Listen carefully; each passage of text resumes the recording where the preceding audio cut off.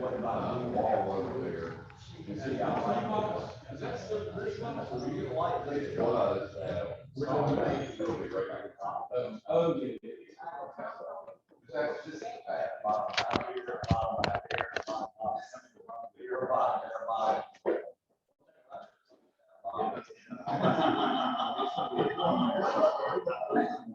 Just make it work. It's on, just yell. It is. I believe Steve Scott has the invocation. At least I was told that. We'll do it together over here. Okay, so, yeah, that's neat. Spring has sprung, and in most cultures, it's a sign of rebirth and awakening. I found this combination of statements reflects on so much of what we're experiencing of late. Let the rain come and wash away ancient grudges and bitter hatreds held and nurtured over generations. Let the rain wash away memories of hurt and neglect. Let the warmth of the sun heal us wherever we are broken. Let it burn away the fog so that we can see each other clearly, so that we can see beyond labels, beyond accents, gender, color, and all other differences. Let the warmth and brightness of the sun melt our selfishness so that we can share the joys and feel the sorrows of our neighbors. Give us, God, a vision of our world as your love would make it, a world where the weak are protected, none go hungry, a world where the benefits of civilized life are shared and all can enjoy them, a world where different races, nations, and cultures live in mutual respect, a world where peace is built with justice and justice guided by love. God, give us the inspiration and the courage to build all of us.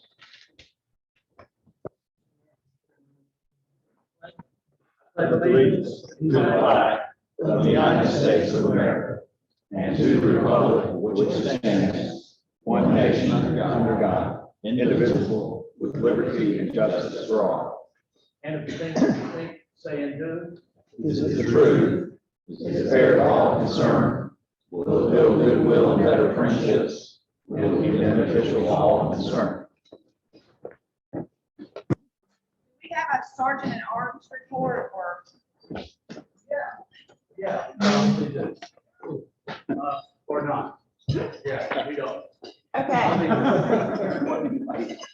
Well, do we have any guests here? Yes, we do not. We do have a new member with us. Good Rick Dutch, please stand up. Welcome, Rick. Thank you. Yes, Temple over here. She's got mine. Good to see you. Temple. Yes. Good morning. welcome, Temple. Thank you. Rick Martin isn't here. I think there were some birthdays, either last week. I think Danielle had a birthday. Anybody else have a birthday? Love anniversary? Happy birthday. I'm not sure where Rick is. He normally lets me know he's not coming, but didn't hear from him. And Buster couldn't be here today, but apparently Bobby's gonna collect dollars. I'll stand in. Happy dollars. Surely there's some. Hey, there, Frank. Venmo, you know how to do Venmo?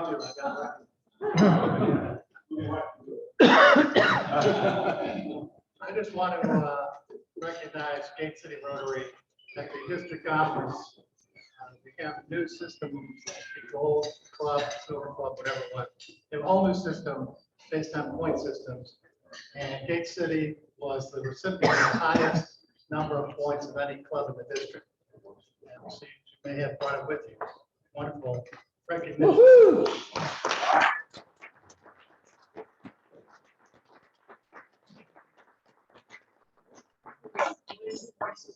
Here's the plaque. Kudos to every member in this club. We couldn't have done this without everybody's contribution. And we also were awarded Triple Crown Club, which is 100% Hall Harris Fellows, 100% Hall Harris Sustaining, and 100% per capita Polio Plus, which means $100 per member we contributed to Polio Plus. So that was a great achievement, and I think there were only 5 or 6 other clubs out of 48 that were achieved triple crown. So, All right. I'll put a happy dollar on top of it. There were only, dust in that money. yeah, I know, that's it. It's hot, believe me. Hot. There were only 4 other clubs that have the platinum award 2 times. And I don't know how many got it 3 times. I lost count trying to match it all up. But we're one of the clubs, which couldn't be more than 5, that have it 3 times. So congratulations again to Gate City. Platinum, very hard to get. Tommy. So tomorrow night at 6 o'clock, Rupp Arena, my daughter will graduate from the University of Kentucky. She's been coming to Rotary since she was about 10, 11 years old, so big day for her. And I guess she'll move home and try to find a job. But we'll be at the Kentucky Derby. I'll be thinking about you guys at the party. Sounds like Steve's got a big one planned. It'll be fun. Tommy, let us know when she gets her own cell phone. Rob, this is for a close family friend, Esther Hyde, who is a surrogate grandmother to our kids. Esther celebrated her 102nd birthday on Tuesday. Wow. And when she was asked by our son who was visiting in town, I said, well, what's the secret to living to over 100 years old? And she said, love Jesus and eat healthy, but put fat back in your beans. that's right. Any more? You need to send these happy dollars. I don't see our speaker.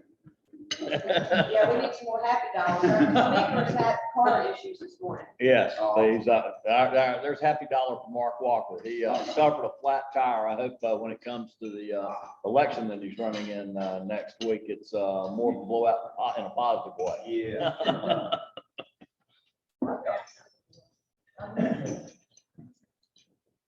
Sure, for tour update on my comment. Oh, thank you. Victoria has prom this weekend. I cannot believe it. That's all I can say.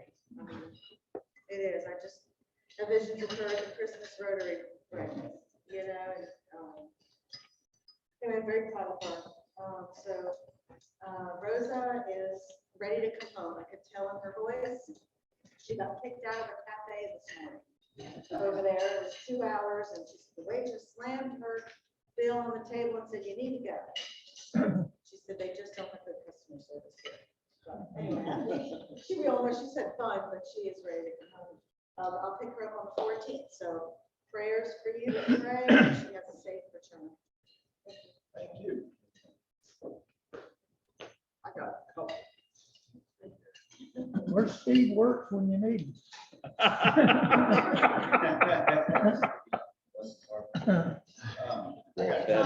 dollars.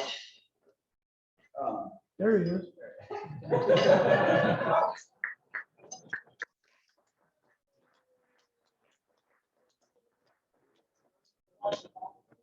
Sure.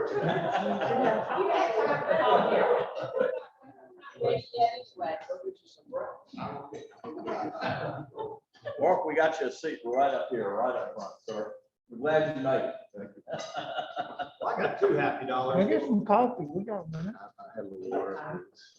One, I believe this happened at midnight last night. Our son, I think, turned in his final paper for his master's degree. He's got a 10-week internship to do to complete coursework. So that's been a long journey. And then I think I did a happy dollar that I started playing golf again last fall after about 17 years. Anyhow, yesterday I played the back 9, played 9, and I shot 2 in the park. No. 5 pars, 2 birdies, and 2 bogeys. That's Make us awesome. feel inadequate. Huh? Make us feel inadequate. I think I was luckier than I was good. How many laps did you run around the whole golf course in between? That's what I want to know. I actually rode in a cart because I was playing the road. Well, Grandpappy said he read where like 4,937,133 people got married in America last year. He said, shouldn't that be an even number? Not these days. Not these. I don't but who's, treasurer's not here. He's here. So just a couple announcements. You should have, well, big fundraiser this weekend. If you didn't know, you hadn't heard about it. Steve, do you need to say anything about the fundraiser?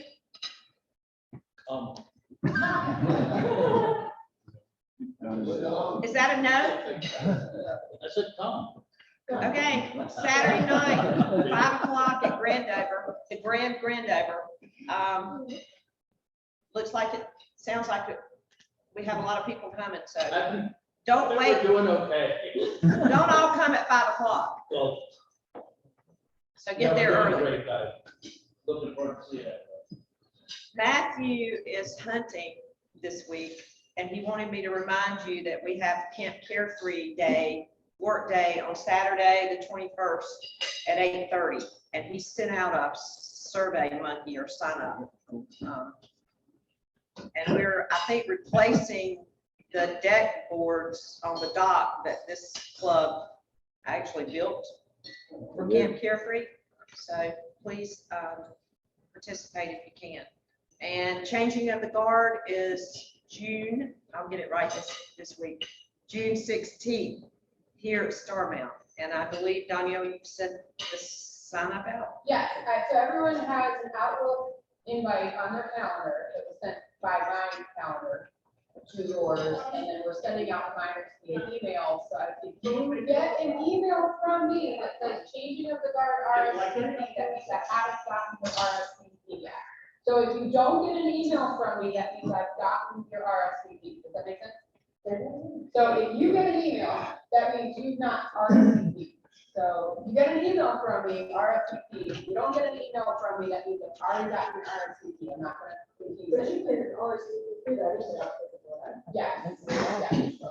So I'm gonna be pulling the list of who's RSVP, and I will not email you, essentially.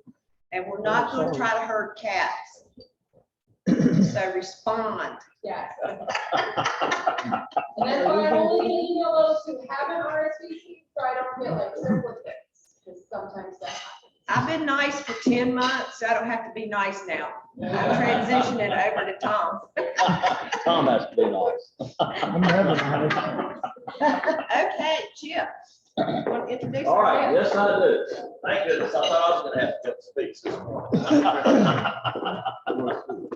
I would like to, I'm here this morning to introduce somebody who I think most of y'all probably already know. He's a Greensboro boy, been around here a long time. Were you actually born here in Greensboro, Mark, or was born here? Okay, moved here a heck of a long time ago. How about that? Not the age. Mark started out, Mark Walker, former U.S. Congressman. Is it Congressman currently? Is that, can we call it that? Or the Honorable Mark Walker, and he's running for the U.S. Senate here in a tight race, pretty much a three-way race, only a one-way race as far as I'm concerned. But anyway, he started out in finance before earning a degree in ministry at the age of 30. He worked for 16 years as a pastor and directed the Greensboro Christmas Spectacular from 2008 to 2013, 12, whichever it was. Heavily attended event here, which he helped with. In 2014, he stepped away from the ministry and made an improbable but successful run for Congress. Congressman Walker has served on the Education Administration and House Oversight Committees. In 2019, he was appointed to the ranking member committee on the Homeland Security, Intelligence, and Counterterrorism Subcommittee. He was co-chair of the Bicameral Prayer Caucus for 5 years and the starting pitcher on the Republican baseball team for the annual charity game, which that was the one that got shot up by the wacko. So thank God Mark was late for practice that morning. But anyway, he was also chairman of the Republican Study Committee, which was previously headed by Mike Pence before Mark took over. So that was the largest caucus in the U.S. Congress, I believe. He is running for U.S. Senate, has been endorsed by Senator Tim Scott, Governor Mike Huckabee, Mick Mulvaney, Senator James Langford, and recently the first ever Senate endorsement of by an NFL Hall of Fame coach, Tony Dungy, and pretty much me too. So without further ado, Mark Walker, thank goodness. Let's hope the next blowout's in your favor.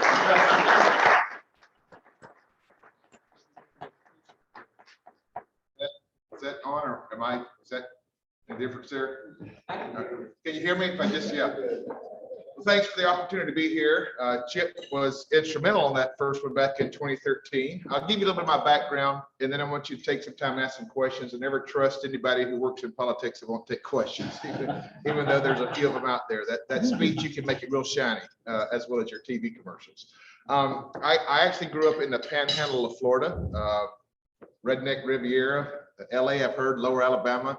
The rest of Florida doesn't consider the panhandle part of them, but it was the deep South. My dad was a pastor down there.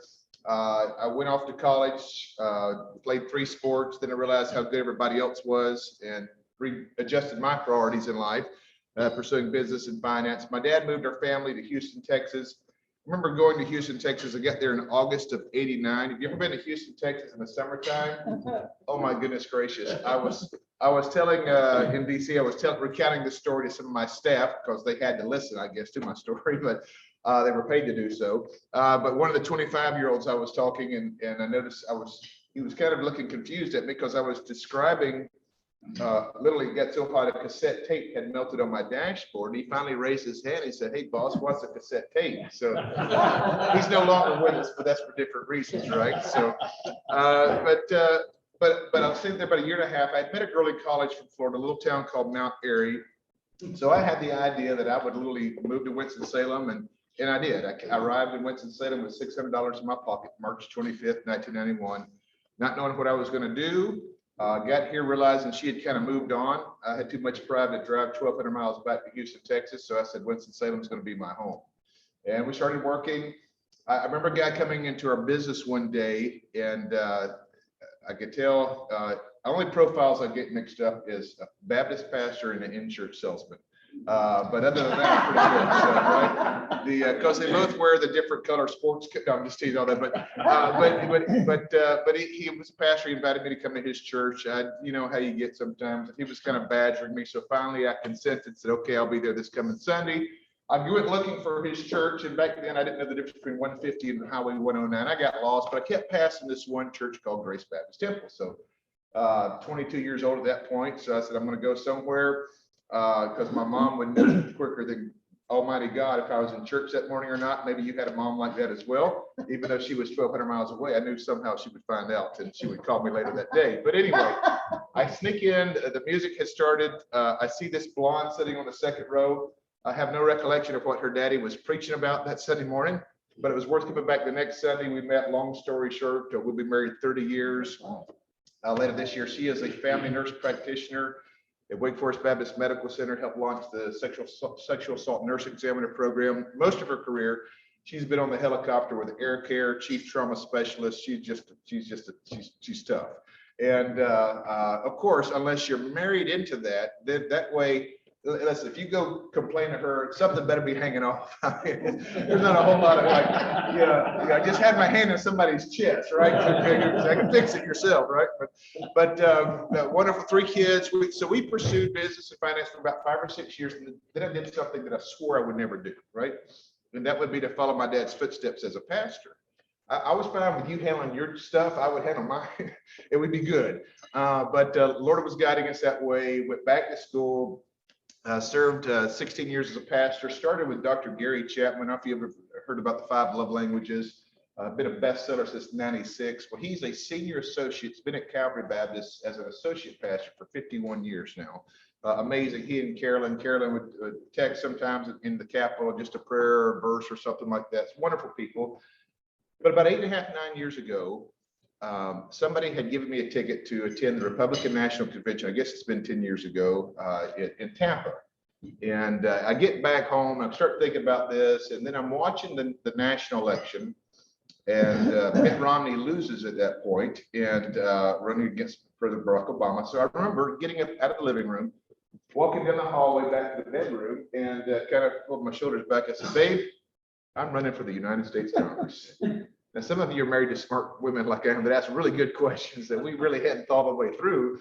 And she said, "That's wonderful, sweetie, but have you ever met anybody in Raleigh or Washington, D.C.? That's a big question. No, I'm going to get back to you on that, but I probably should. Long story short, again, We just took a step of faith, had to run against the most powerful Republican family in North Carolina. We didn't even know it at the time. Learned a whole lot about myself and TV ads and direct mail pieces that came every day.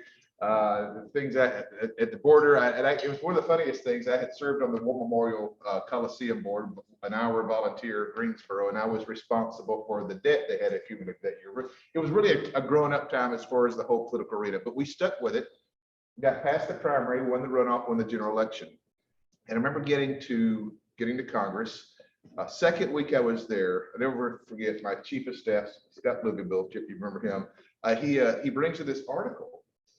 It's either Post or the Wall Street Journal or something. Might have been Politico at the time. And he says, "Boss, I don't know how to tell you this, but you just got ranked the least wealthy member of the 114th class." well, it's that pastor background, that personal accumulation of wealth. But we went on there to make something happen. I remember thinking, it's almost miraculous that I even had a chance to get to Congress. I'm going to do my best with it.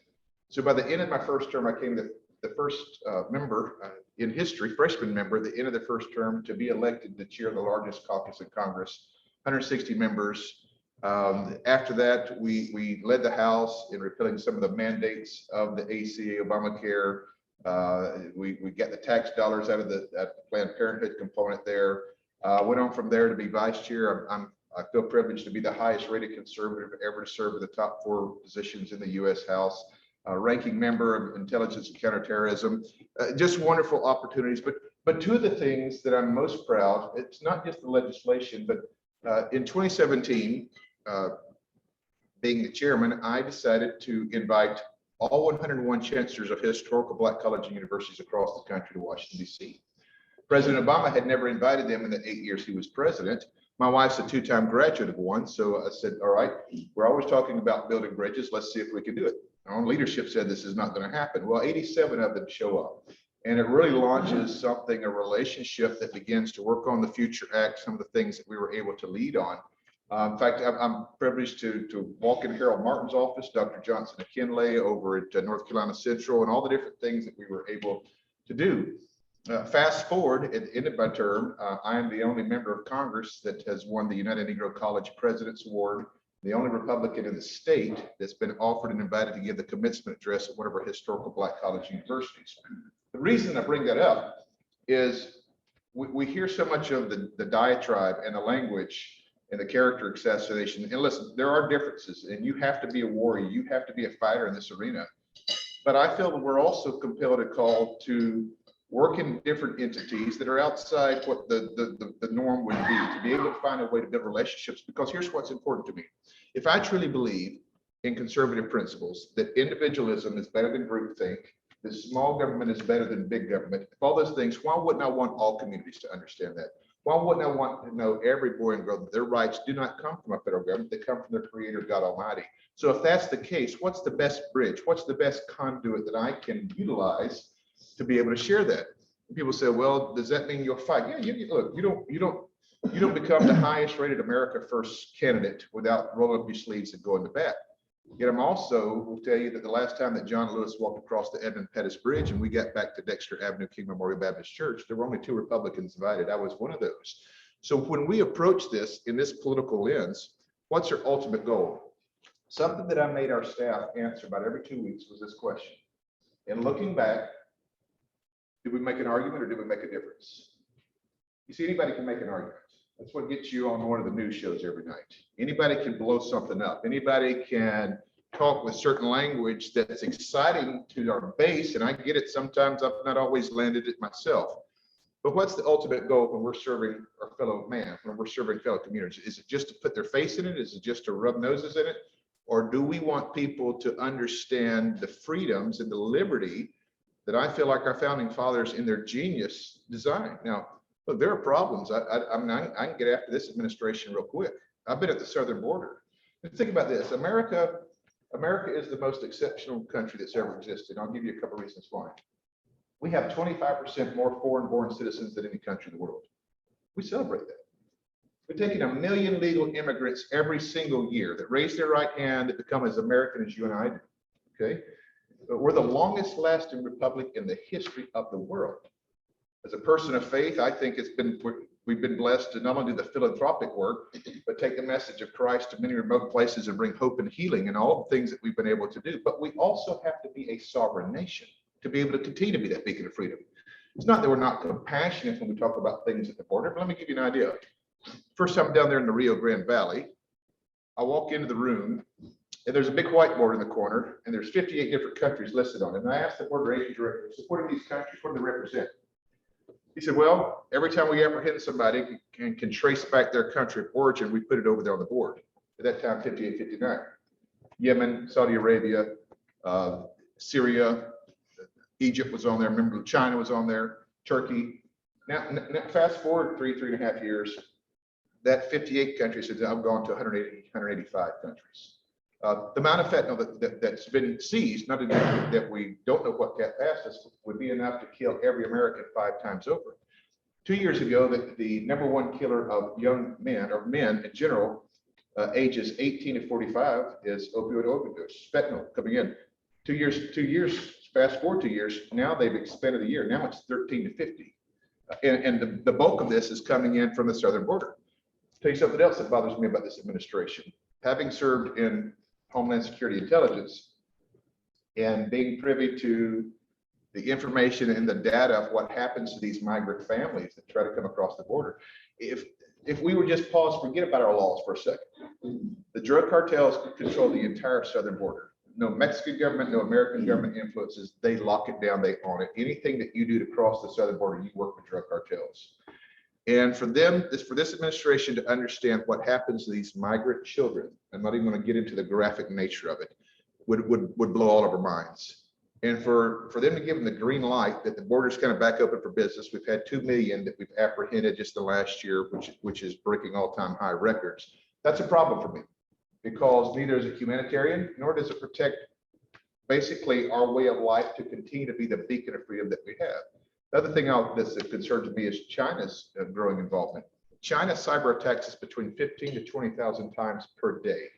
A lot of it's on one grid that would break down the power from the Mississippi River to the East Coast.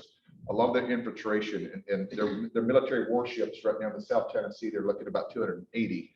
They continue to produce these in a mighty way because they want to be the #1 superpower. And number 3 is the education component.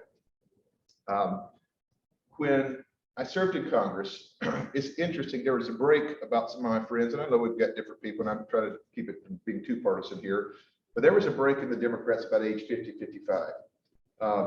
Age 50, 55, you could work with them, you could put together legislation. Those younger that have grown up many times in the public education arena, they hate America. They think that America is inherently evil, it's bigoted, it's racist. And look, I'm not saying that America got it right day one when we said all men are created equal, but the great thing about America is that we never quit trying until we became the land of opportunity for every American. And we're still working on that. But to be able to have a mindset that America is inherently evil, we must fundamentally change it. I'm going to battle against that. I'm going to fight against that. And it's one of the basis of why we're running for the U.S. Senate. I'll wrap it up and take a few questions here. You talked about some of the endorsements. One of the things I'm proud of is that every Republican sheriff that I've ever represented has endorsed us as well. We're just kind of an everyday guy. God's provided some great opportunities. It is challenging when I chose not to take a single dollar of DC dark money. I feel like that influences elections. I've got one of the opponents, I think they're up between $14 and $15 million. So our TV commercials are kind of get swallowed up by the other ones.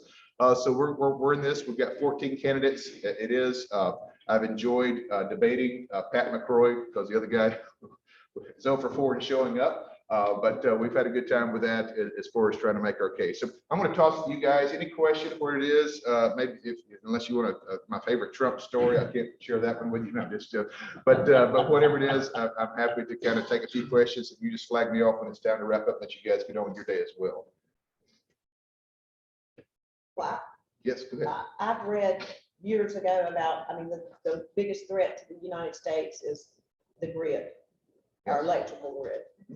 And our government knows that, but they're not really doing anything about it. Is that true? Well, I would say they're not doing anything about it. We've got some of our best people. I've been in some of these places. the sharpest people that are fitting off this thing. So now, does it need to be restructured? Yes, a lot of our stuff is antiquated. You know, when I got to Congress and one of the, I remember this day, all of a sudden we're starting to talk about Fortran and COBOL software and programming. I was like, oh, this is a problem. We got to get up to speed real quick. But there are some problematic areas, but they are making sure that in their way to make sure it's protected. Otherwise, we would have a lot more shutdowns and problematic things that we have. But we can never, evil never rests. So we can't take our hand off the throttle or the gas, if you will, when it comes to making sure that those things are protected. And what about Russia? Russia is a bad player, but they don't have the capabilities as China. I've been to 22 foreign countries, 6 of them Eastern European countries, sit down with parliaments and prime ministers. They all say the same thing about Putin. He's a deranged fool. Number 2, he's going to, he's been on world dominance. And number 3, he would not move until he smelt weakness. I know that's a kind of a shot at the administration, but I don't think he fears this administration. Even though I can tell you I've agreed with the administration of not sending boots on the ground. I don't think we're in a place that we need to send our men and women in there, provide all the lethal aid that's possible right now. But yes, Russia is a bad player. And they can do damage. They have the most nukes than any country in the world, but a lot of those are, I mean, they're antiquated, they're old. We don't know what would happen, but I still put China as the #1 geopolitical threat. Yes, sir. Hey, Mark, you know, obviously politics have become so polarized. Yes. And, you know, in my lifetime, it's the worst it's ever been. How do you go about bringing those conversations together and working on common good? There's a lot of things that I think both parties would agree on 100%. How do you work on those things and try to sideline some of the things that continue to push us apart?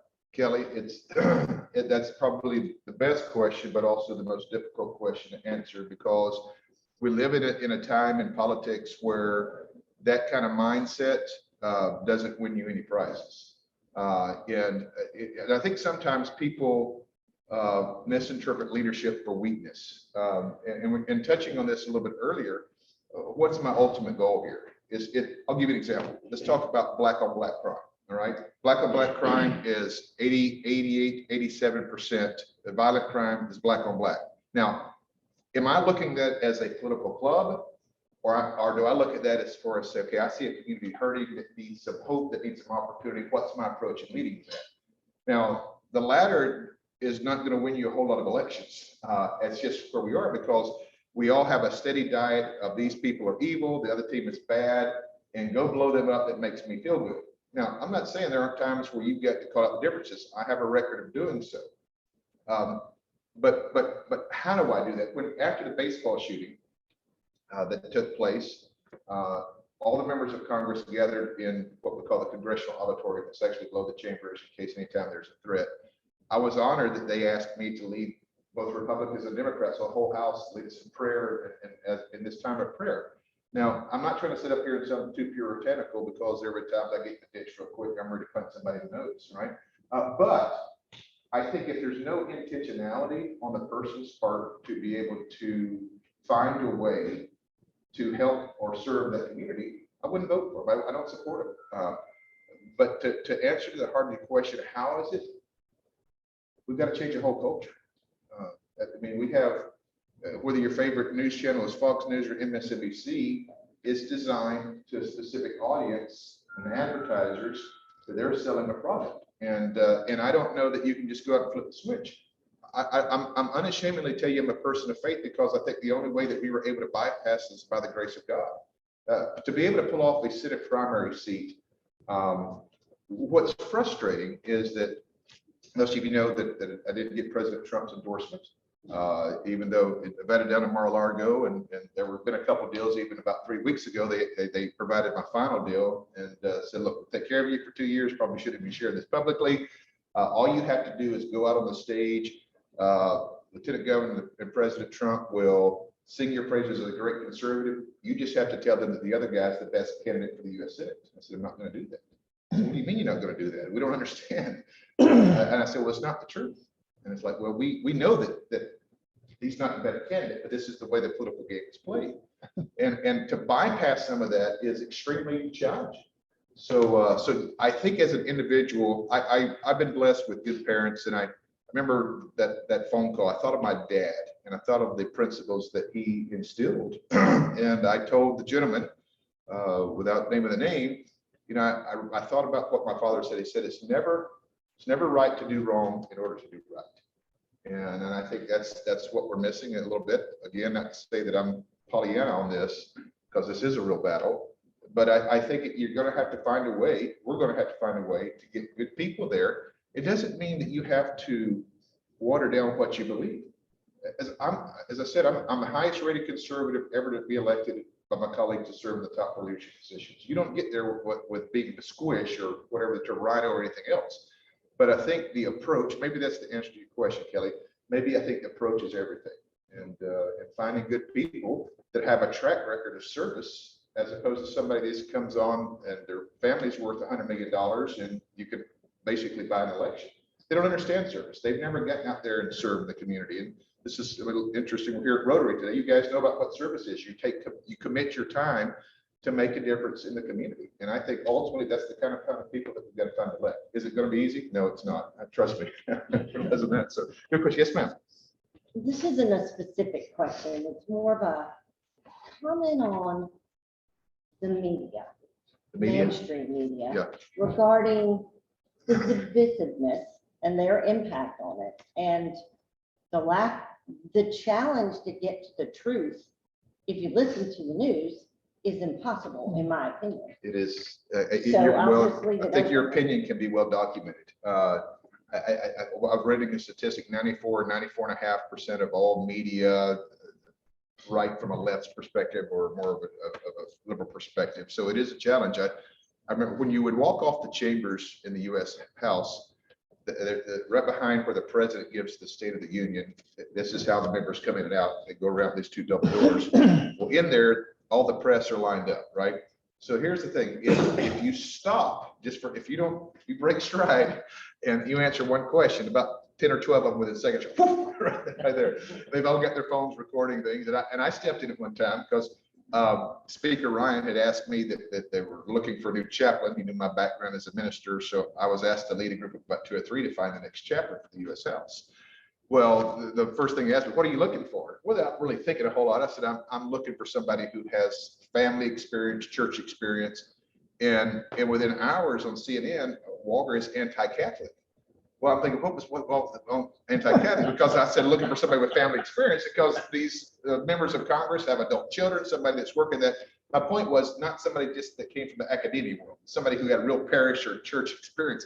But that's their job, is to create in their mindset whatever headline that can create that reaction or clicks. And it's about revenue. And at the end of the day, and yes, it is very aggravating in dealing with somebody, because you learn to speak in phrases. Over the 6 years I've been in Congress, as you're literally talking, you're realizing I cannot end that sentence at that moment, because that sentence by itself, if taken out, would be a headline. So I've got to keep talking to make sure I'm adding the conjunctions at the end. So that's because you're seeing them, the eyes lighting up. I'm like, okay, that meant something to them there. So I've got to make sure I land this plane real quick. But it is a problem, because it's all a gotcha situation. But yeah, good question. Somebody else?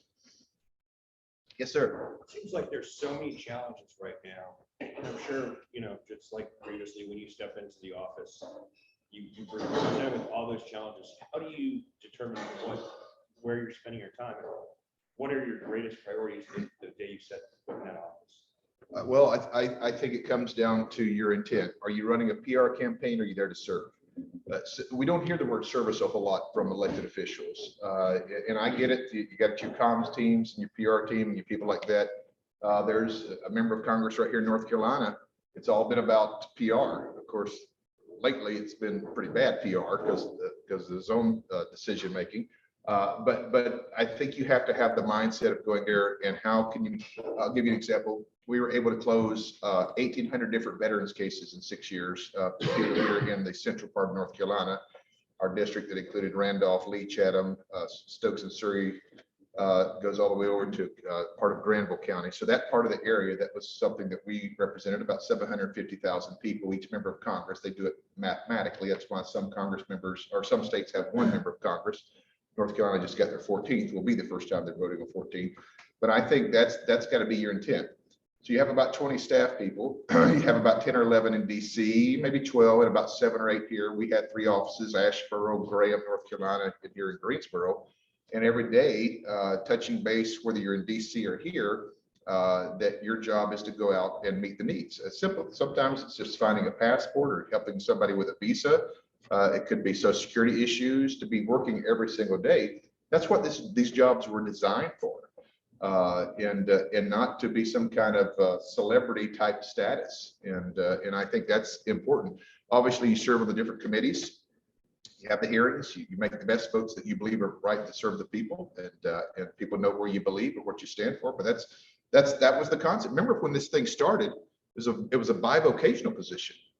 You serve the people, then you went and took care of the business in DC, then you came back and you continue to work in the communities.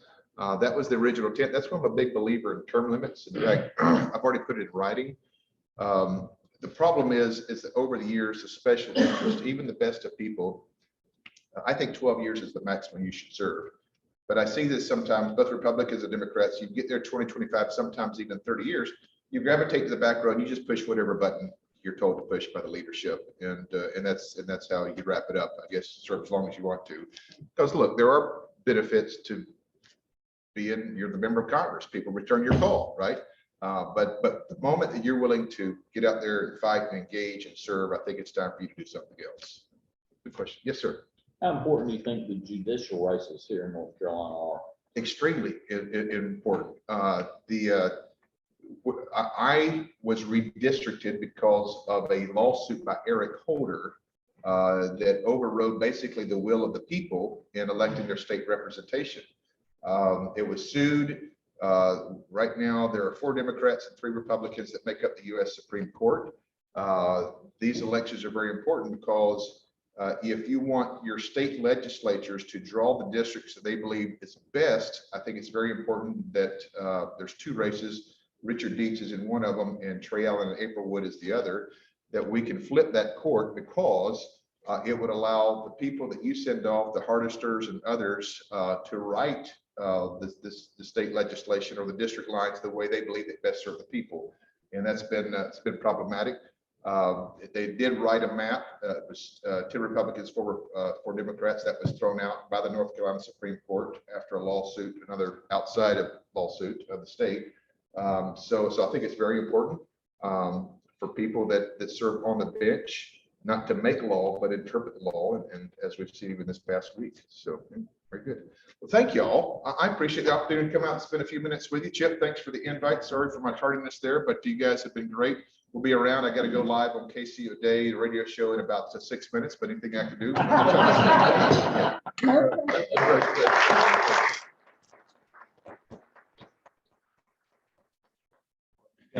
would encourage everybody in here to vote. Early voting is, I think, Already now started.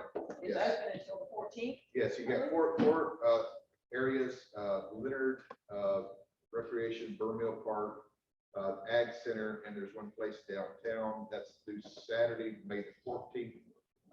And it's open every day, and then the election day, of course, May 17th.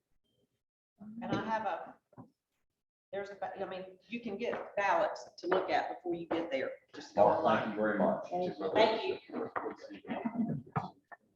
We don't have any raffle tickets, so they've gone missing in action, but we'll get back on track next week.